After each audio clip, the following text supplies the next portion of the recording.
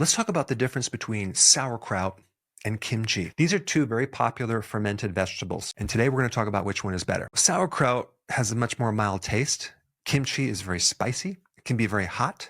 Kimchi is made from a certain type of cabbage called napa cabbage, radishes, garlic, chili pepper, ginger, and salt. Obviously, right there, if you have more vegetables involved, you're going to have more phytonutrients. It also has more of a diversity of different microbes. Now, with sauerkraut, the dominant microbe is something called Lactobacillus plantarum. Now, of course, that's also the dominant microbe in kimchi as well. This microbe is very interesting because it can survive in very harsh environments. It can not be affected by the acid in your stomach. They can survive and other microbes cannot. And therefore, it can help us because it balances out more good bacteria than bad bacteria. That helps make this mucus barrier to prevent pathogens from going in there and creating leaky gut. It has the ability to increase serotonin. 90% of all the serotonin in your body is made in the gut. Serotonin is also the precursor to another hormone called melatonin. And melatonin is a very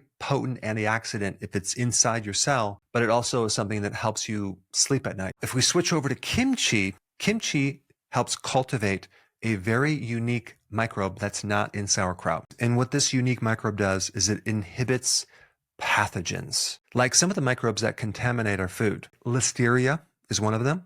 Kimchi's microbe greatly inhibits that pathogen. What's really unique about this microbe as well is it inhibits not just pathogens, but also funguses and yeast and certain molds. And some people even take diluted drops of the liquid in kimchi and they spray it in their sinuses. However, if you just take raw kimchi, just by consuming it orally, it can indirectly help the sinuses because it can travel up through the respiratory tissues. Kimchi also survives in cold temperature. This is why you can keep it in the fridge and everything is fine. And the same thing with sauerkraut as well. If we flip over to sauerkraut, sauerkraut has a little bit more of a certain microbe called L. brevis, which has a lot of benefits to the gut and even to the immune system. Both sauerkraut and kimchi also make something else, something called bacteriocin. Bacteriocins are natural antibiotics. They're not going to be a broad spectrum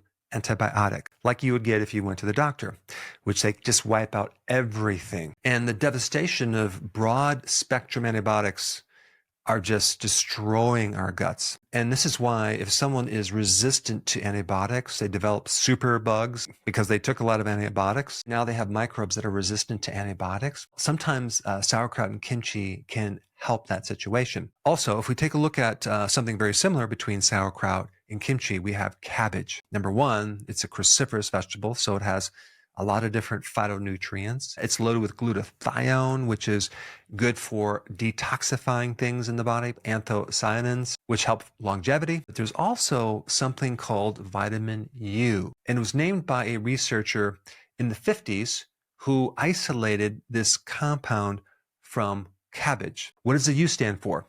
It stands for ulcers, protecting against ulcers, helps you repair the inner tissue of your digestive system, as well as decreasing inflammation. This is why it's so good for ulcers as well as gastritis, because it directly affects the cells that make gastric acid. So anytime you have an ulcer or especially gastritis, think cabbage, and as well as any inflammation in the gut, like IBS. Now, on top of that molecule, you also have another thing that cabbage has, and that's glutamine. Now, glutamine is really good for leaky gut. It also helps fuel the cells in the colon. And it just so happens that glutamine is also in red meat, bone broth, and eggs. And so there's some serious, amazing health properties in both sauerkraut and kimchi. Now, there is a few more benefits to kimchi. Not only do you have more of a diversity of microbes, you also have fermented garlic, which is an amazing compound. It does all sorts of things. It's anti-cancer, it's antimicrobial, powerful anti-inflammatory,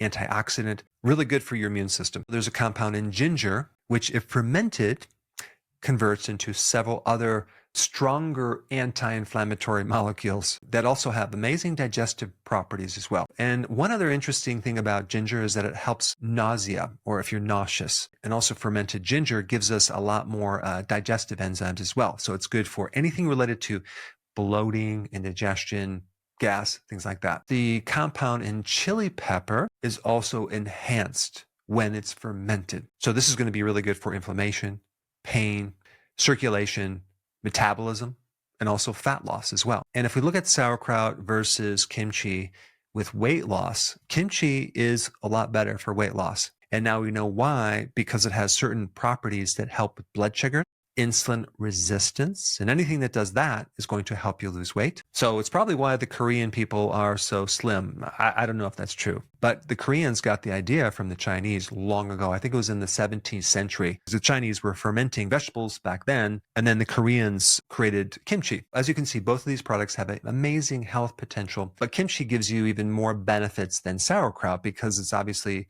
there's more vegetables in that product. Now, personally, I cannot consume kimchi because it's just too spicy, but I will consume it because I know it's good for me. And this is why I consume more sauerkraut. And one last benefit of kimchi, if compared to sauerkraut, is that kimchi has even more vitamin C than sauerkraut, which is interesting because just within 1 cup, you get over 700 milligrams. That's 10 times the RDA for vitamin C. Well, apparently kimchi has more vitamin C than even sauerkraut. Make sure if you're going to consume either sauerkraut or kimchi is you have it raw, because that's where you get the benefit of the microbes. When they pasteurize it, they heat it, they kill it, and they put it in a jar and it sits on the shelf. You don't want to consume that because you're not going to get the benefit from the microbes.